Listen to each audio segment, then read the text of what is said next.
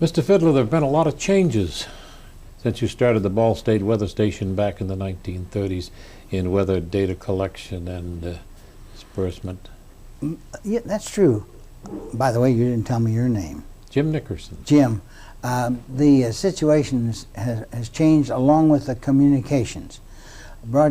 Meteorology has progressed almost parallel with improvements in communications, all the way from improvement in the microphone to the television microphones.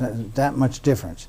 And of course, at the outset, we had no communications as far as the weather station was concerned, except a telephone.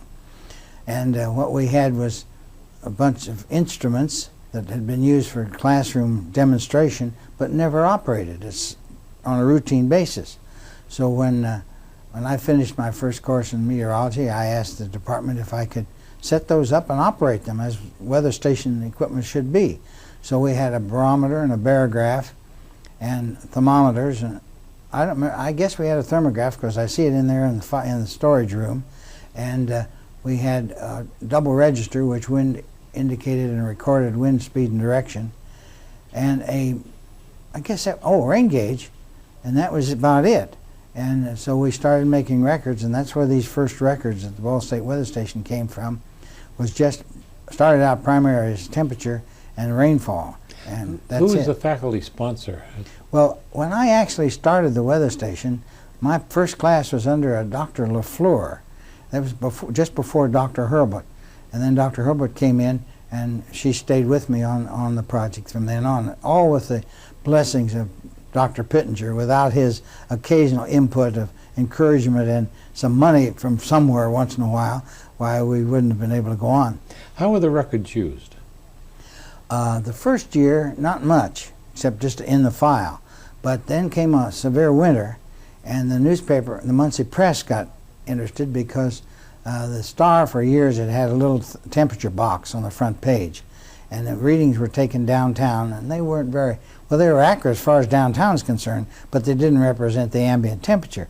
So the press said, we sure would like to have a report from Ball State Weather Station on the temperature and rainfall. So we started giving it to the Muncie Press once a day, hourly temperature once a day, see? And we kept that on for a couple of years, and then this severe winter came along, and WLBC asked for the broadcast. And at the outset, Don Burton, I guess he couldn't see his way clear to put a line in, but so I went downtown at first and did the broadcast, as I recall, just afternoon on WLBC 5 days a week. That was in what year? Well, I think it was in 34 and 35, the winter of 34. I think that established you as the first commercial weather forecaster. There may have been some argument about who was actually first on the other. The old chief of the forecast section in the Weather Bureau in Washington, Dr. Tannehill, Mr. Tannehill, had been at the Galveston office when the Galveston hurricane wiped out Galveston in the 1900s. And he always gave me a hard time. He was on the broadcast before I did. And since I worked for him, I didn't argue him too much about it. But it turns out it would have been a low-power amateur station, and he would ride down the beach on his bicycle and then put a warning on that station. And there weren't more than a handful of radio receivers at that time. But when we did the one for Burton on WLBC back in the early 30s, why, I wrote a paper then. It was published, and I got it in the article. I referred to it as a radio's original weatherman, and I got it copyrighted, and I still own that copyright. How long were you at WLBC? Well, from 34 to 39, when I went to Cincinnati to WLW. Were you a student some of those years? Oh yes, I was a student. I came to Ball State in 31 and graduated in 36, and I kept on broadcasting until just before I went to Cincinnati. What are the most significant changes in weather tracking and detection that have developed since you started? Well, basically it's been a matter of hardware, and as I say, that is a direct reflection of the improvement in communication, the media in general. First of all, we were getting our weather maps either by mail or by the traction car from Indianapolis, and we first started that. the only weather input we had. And then we picked up an old radio that would pick up the long wave band, the 200 to 400 kilocycle band, and I copied weather reports from the CAA, used to be CAA, radio stations, and drew my map. And so our latest information was received by radio. And that was, of course, that was moving way ahead of time because most of the people at that stage in the game were using telegraph transmission. So from then on, things have moved ahead along with the communications.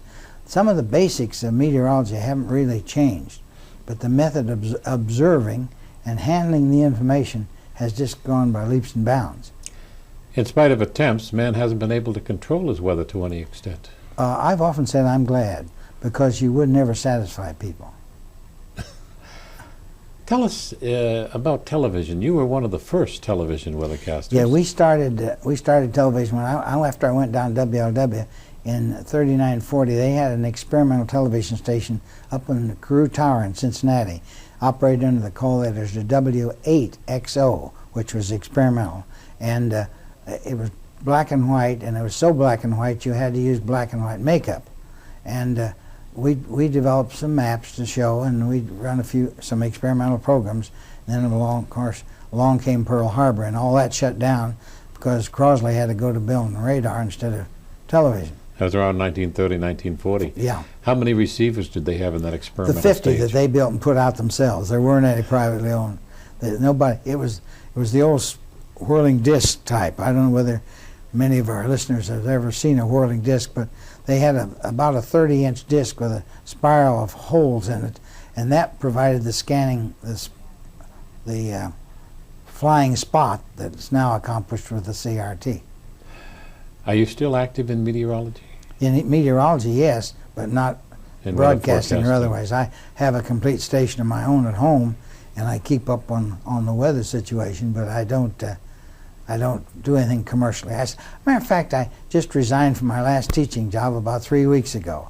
I'd been teaching pilots for the Texas Aeronautics Commission. It was interfering with my play, so I gave it up. You were active in broadcasting in Texas? Oh, I was for 11 years on Channel 7 in Austin, doing the local, and had a pretty good audience.